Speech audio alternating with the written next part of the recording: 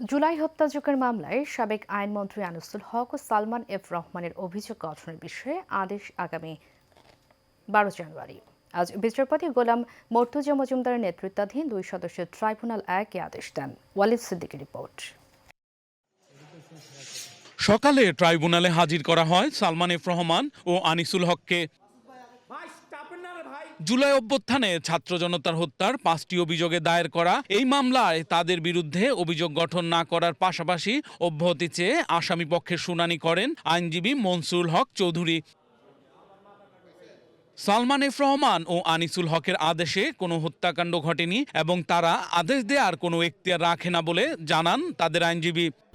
ওদের যে দায়িত্ব, রুলস অফ বিজনেসের দায়িত্ব দেওয়া আছে, সেই দায়িত্বের মধ্যে তাদেরকে এমন কোনো ক্ষমতা দেওয়া হয় নাই যেই ক্ষমতার বলে ওনারা আইন শৃঙ্খলা বাহিনীর তদারকি করতে পারেন অথবা তাদেরকে কোনো আদেশ দিতে পারেন। জবাবে প্রসিকিউশন বলেন, কারফিউ দিয়ে ইন্টারনেট বন্ধ করে হত্যাকাণ্ড পরিচালনার নির্দেশদাতা আনিসুল হক ও সালমান এফ রহমান।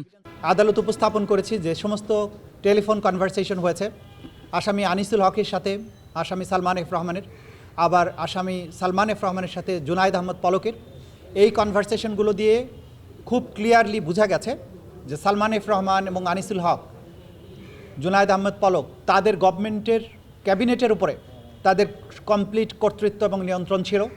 তারা সেখানে বসে প্ল্যান করেছেন কিভাবে ইন্টারনেট শাটডাউন করার মাধ্যমে গণহত্যাকে আড়াল করে রাখা যাবে এবং আন্দোলনকারীদেরকে নির্মূল করা যাবে। এছাড়া আসামিরা ছিলেন শেখ হাসিনার গ্যাং অফ ফোরের সদস্য বলে জানান প্রসিকিউশন। এনটিএমসি এই অপরাধীদের আমলনামা যেই সময়ে ইন্টারনেট বন্ধ ছিল সেই সময় লিখে রেখেছেন, যেটা এই মামলার বিচারের প্রমাণে অনেক গুরুত্বপূর্ণ এভিডেন্স হিসেবে ব্যবহৃত হচ্ছে। Walid Siddiqui, Asian television, Dhaka.